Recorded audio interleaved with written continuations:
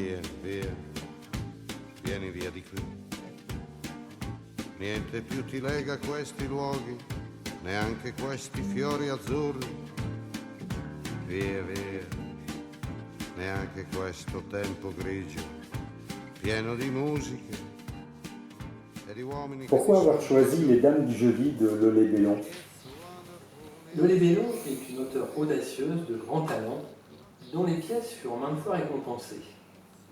Elle décrocha d'ailleurs son premier grand prix avec Les Dames du Jeudi, pièce qui fit la fortune du studio des Champs-Élysées en 1976. Les meilleures actrices ont joué pour elle, notamment son amie Suzanne Flon, Macha Merrill, Marina Vladi et bien d'autres. Les femmes sont d'ailleurs toujours au cœur de ses scénarios. Elle a écrit aussi pour le cinéma et se révèle être une actrice majeure, apparue la première fois en 1952 dans Casque d'or de Jacques Becker. Ensuite, le thème de la mémoire, présenté sous cette forme, nous a intéressés. Ce thème a souvent été traité au théâtre, mais le tempo imposé à cette pièce est particulièrement original. Nous sommes en permanence dans l'action, guidés par nos dames, parfois dans le présent, parfois dans le passé, au gré de leurs histoires intimes, mais au cœur de la grande histoire, celle de nos parents ou grands-parents pour les personnes de ma génération. Autre particularité, les dames sont au bout de leur vie. Le meilleur est derrière elles, le voyage dans le passé regretté n'est pas embelli, il est revisité, et souvent les oublis sont aussi importants que les souvenirs. Ça fait 30 ans que je te répète la même chose. Tu as tort de prendre tous ces barbituriques. Tu penses trop. Tu te fais une montagne de tout. Comment vont les filles? Bien. J'ai déjeuné chez Laura hier. Elle m'a dit d'embrasser sa tante chérie. C'est fait. Toujours aussi crasseux. Comment peut-elle vivre dans un endroit pareil? J'aime bien, moi, ces vieux appartements où rien n'est droit. Les marches, le plafond, où on se colle partout. Ne dis donc pas de bêtises. Ou alors il faudrait tout refaire. Oh, et ça, non, non, non, je ne pourrais pas y vivre 3 jours. Qu'est-ce qui va faucher, mon Victor? Des klaxons 1925 que j'ai vus au puce. Oh, il va être content. Tu n'as pas 3 tasses pareilles. Et tu as 10 soucoupes pour une tasse.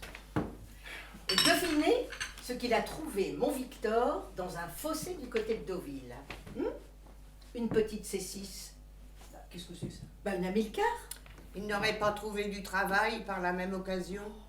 Quels sont les facteurs déterminants qui vous ont fait passer du projet à la réalisation effective?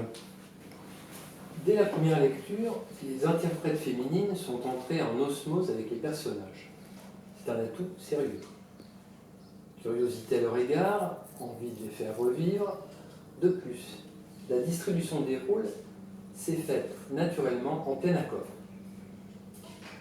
Les défis à relever qui nous semblaient intéressants furent, premièrement, d'aborder visuellement sur scène les changements d'époque, ensuite de traiter les dialogues en fonction de l'âge fluctuant des personnages, garder un rythme soutenu, préserver la cohérence de l'ensemble alors que l'on passe d'un genre à l'autre, de la comédie à la tragédie.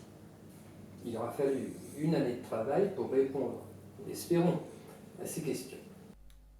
Il aurait quel âge aujourd'hui? Aujourd'hui? Il aurait 7 ans de plus que moi. Tu ne t'en souviendras jamais. Non. Pour moi, c'est l'éternel étudiant. Eh bien, pour moi, c'est toujours Jeannot. Pour moi, c'est toujours Jean. Jeannot. Jean. L'éternel étudiant. Alors les filles! Jeannot! Tu es là? Je pensais à toi, justement. Mais d'où sors-tu? Et quand es-tu arrivé? À l'instant! 28 heures pour rentrer de Rhénanie, vous vous rendez compte? Tu vas rester longtemps? Oh mon Jeannot, tu m'as tellement manqué. Qu'est-ce que tu me proposes? La fosse commune? Laisse-moi t'expliquer. Je suis allée voir Monsieur Rousselin au service des concessions perpétuelles. Il semble qu'on pourrait creuser. Et qu'après, il y aurait toute la place qu'on voudrait. Mais pour ça, il faudrait d'abord enlever ceux qui y sont déjà. Et on les remettrait après. Quel sens donner à ce rendez-vous des Dames du Jeudi? Cette rencontre hebdomadaire autour d'une tasse de thé est devenue avec l'âge un rituel indispensable à l'équilibre de ces trois dames. Ce rituel aide ces trois personnalités, au caractère bien trempé, non seulement à lutter contre la solitude, à se consoler du temps qui passe, mais aussi à rire de bon cœur en évoquant entre deux macarons les moments joyeux de leur existence.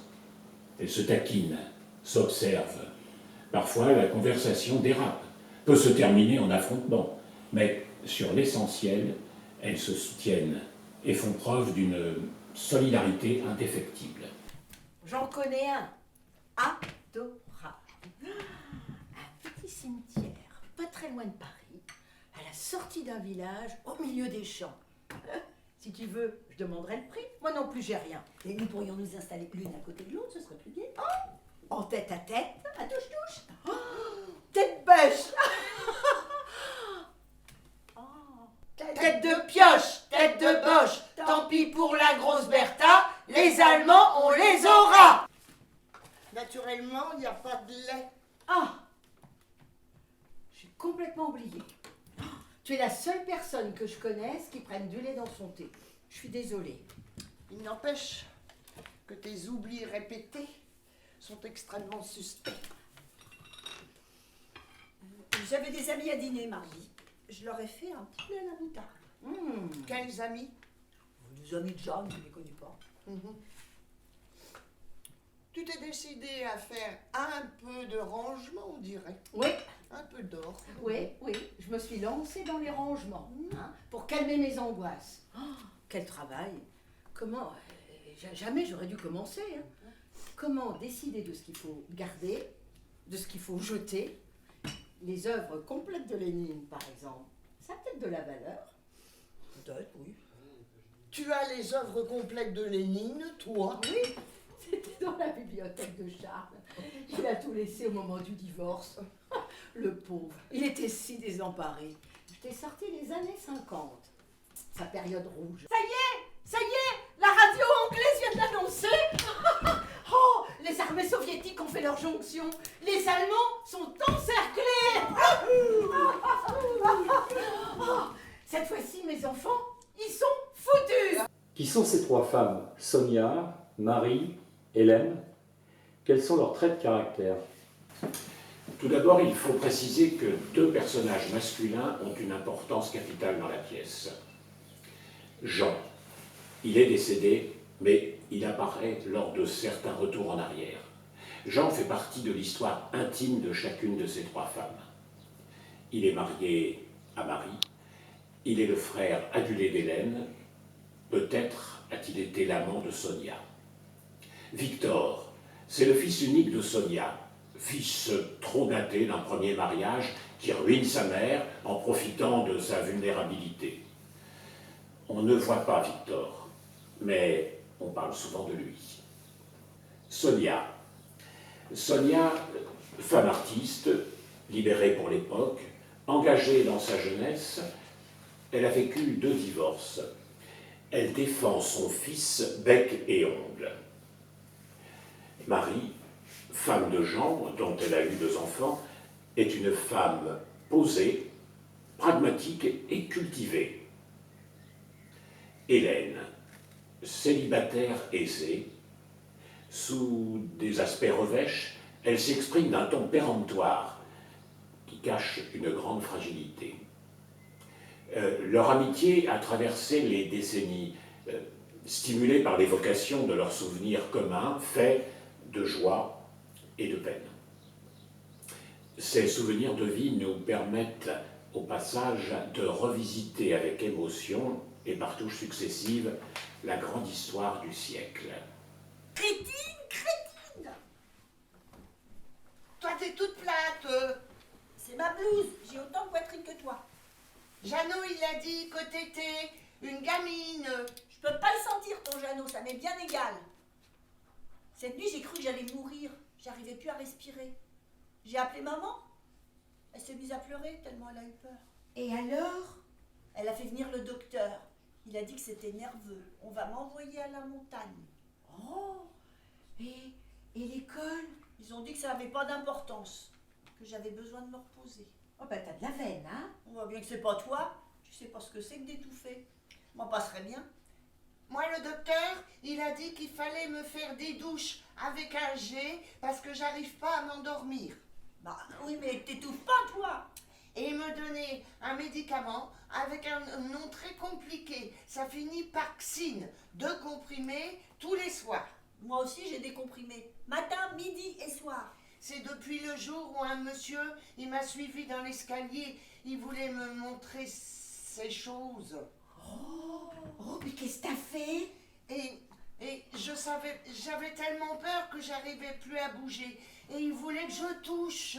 Oh là là. Et après, je savais pas comment expliquer à maman.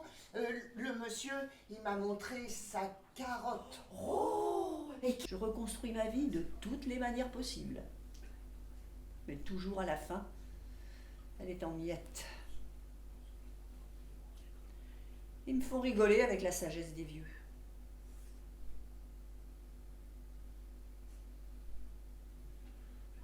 Vous savez l'heure qu'il est? 6h30. Il faut que je rentre. Tu me déposes? Oh, bah naturellement. Mais déjà? Mais restez encore un petit peu, qu'est-ce qui vous presse tellement? Il faut que je passe prendre un manteau pour l'orage chez le teinturier. Il ferme à 7h. Mais tu iras demain. Mais j'avais encore plein de choses à vous raconter. La mise en scène s'appuie sur la finesse du jeu des acteurs au service d'un texte exigeant. La difficulté majeure fut le travail autour des retours en arrière, plus facilement réalisables au cinéma. Ici, les effets de lumière, le travail sur les ralentis vont aider le spectateur à se laisser porter entre passé et présent en compagnie des dames du jeudi. Chips, chips. Do do do do do. Chiboum. Do do do do do. Chiboum, chiboum, boum. Do do do do do.